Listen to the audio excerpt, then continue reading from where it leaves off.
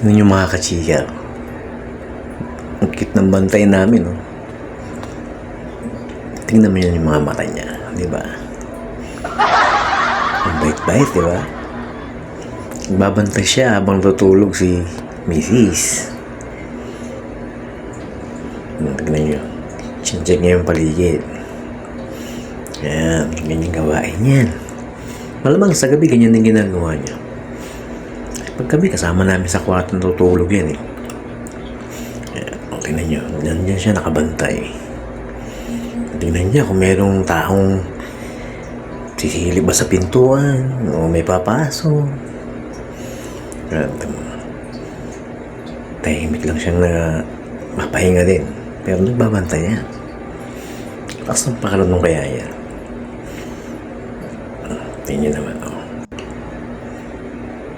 Nakapikit yan pero nakikiramdam yan. Di ba? Oh, yan.